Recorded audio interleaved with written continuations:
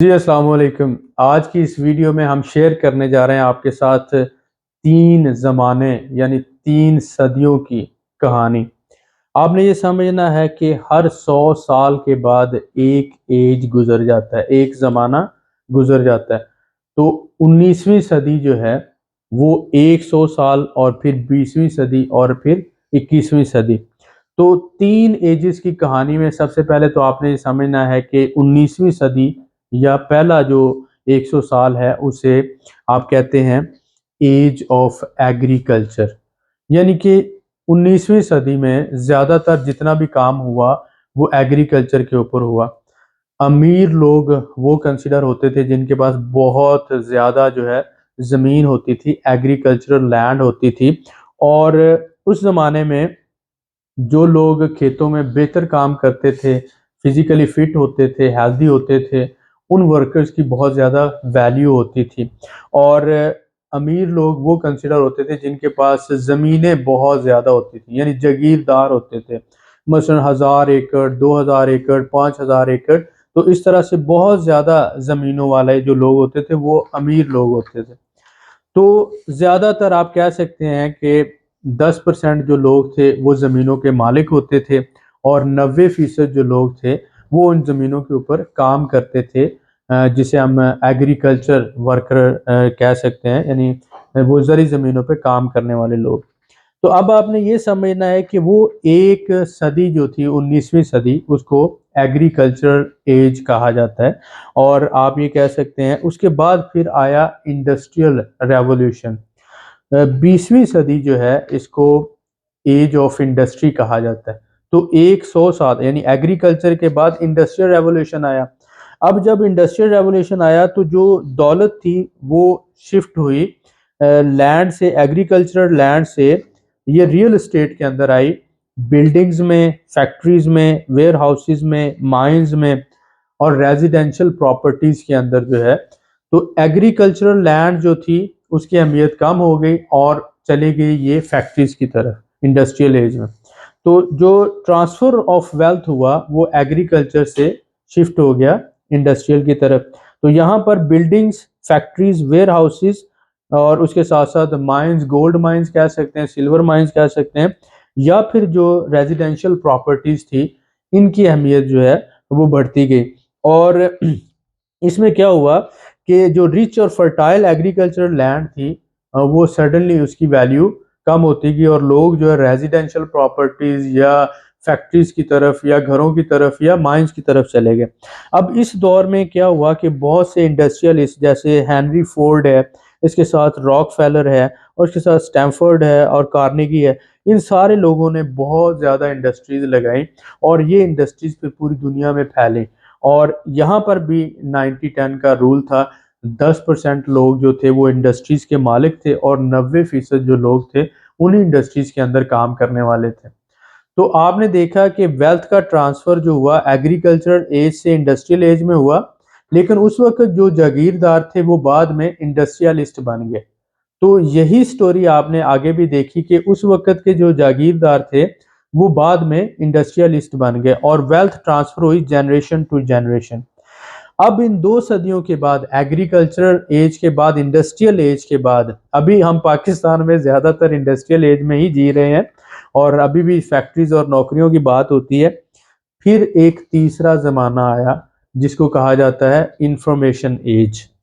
Information age میں کیا ہوا کہ اب اس ایج کے اندر کہ انفارمیشن اور آئیڈیا جو تھا اس سے لوگ امیر ہونا شروع ہو گئے۔ اب یہ دیکھیں کہ انفارمیشن ایج میں کوئی بھی ملینر بن سکتا ہے، بلینر بن سکتا ہے اگر اس کے پاس اچھا آئیڈیا ہے، اس کے پاس کریٹیو جو ہے مائنڈ ہے۔ تو بہت سے اسٹوڈنٹس ہم نے یہاں پر دیکھے، لائک بل گیٹس ہیں، مارک زکربرگ ہے، اور اسی طرح سے یہ لوگ کیا ہوئے کہ انہوں نے فیس بک بنایا، اور اس کے ساتھ ساتھ واٹس ایپ بنانے والے لوگ، اور اسی طرح سے مختلف ایپس اور آئی ٹی والے لوگ جو تھے یہ کیا ہوئے انفارمیشن ایج میں ملینر سے بلینر بنتے گئے۔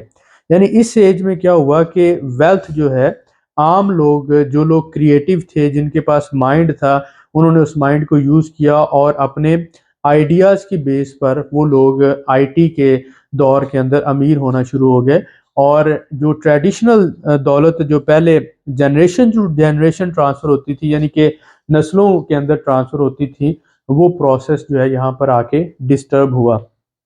اب یہاں پر ہم بات کرتے ہیں کہ فیس بک بنانے والے جو لوگ تھے، اور اسی طرح سے جنہوں نے گوگل انجن بنایا، یا آئی ٹی کا دور، یا مائکروسافٹ بنایا، یا یوٹیوب جو بنائے، یا ویب سائٹ بنانے والے جو لوگ تھے، یہ سارے لوگ انفارمیشن ایج کے اندر امیر سے امیر ہوتے گئے۔ تو ہم اگزامپل اسی لیے دیتے ہیں کہ آپ آئی ٹی کے دور میں دیکھتے ہیں کہ بہت سی ویب سائٹس ہیں، فیس بک ہے، اس کے ساتھ انسٹاگرام ہے، واٹس ایپ ہے، اور اسی طرح سے آپ نے دیکھا کہ یوٹیوب۔ تو یہ سارے جو تھے یہ اسٹوڈنٹس نے بنائے، اور پھر یہ اسٹوڈنٹس بعد میں ملینر اور پھر بلینر بنتے گئے۔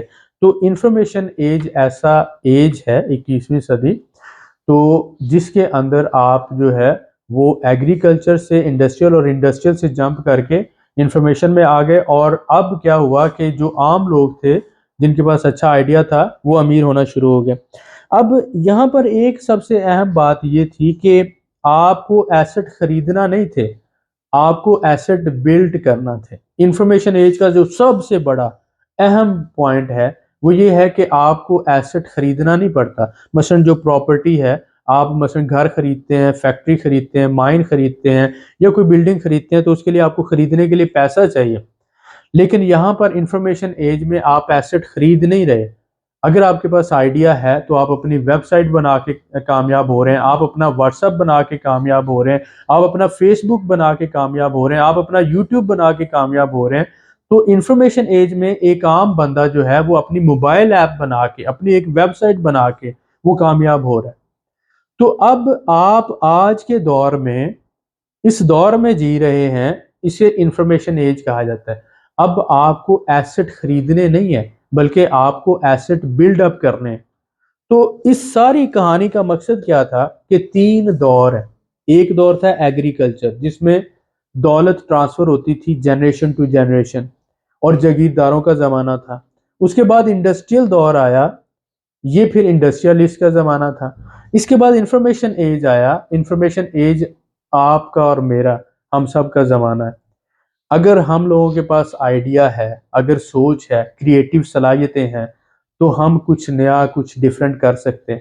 تو آج کے دور میں آپ نے دیکھا لوگ اپنے مختلف موبائل ایپس بنا رہے ہیں، ویب سائٹس بنا رہے ہیں، ای کامرس کے اوپر کام کر رہے ہیں، سوشل میڈیا کے اوپر کام کر رہے ہیں، اور ملینر بن رہے ہیں۔ تو آپ بھی آگے بڑھیں، آپ اپنے انٹرسٹ کے حساب سے، اپنی سوچ کے حساب سے اپنے آپ کو بلڈ اپ کریں، اور اس انفارمیشن ایج میں جب کہ آرٹیفیشل انٹیلیجنس کی طرف ہم جا رہے ہیں، آپ اپنی کریٹیو صلاحیتوں کو بروئے کار لاتے ہوئے، ہو سکتا ہے کہ نیکسٹ ملینر آپ ہوں۔ انفارمیشن ایج نے ہر جگہ پر آپ کو اپرچونٹی دے دی، تو اب آپ پہ ڈیپینڈ کرتا ہے کہ آپ اس اپرچونٹی سے کس حد تک فائدہ اٹھا سکتے ہیں۔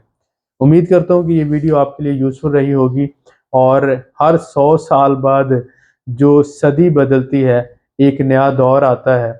تو اگلا جو دور آ رہا ہے یہ آرٹیفیشل انٹیلیجنس کا ہے، تو اس کو استعمال کرنا سیکھیں اور اس سے فائدہ حاصل کرنا سیکھیں۔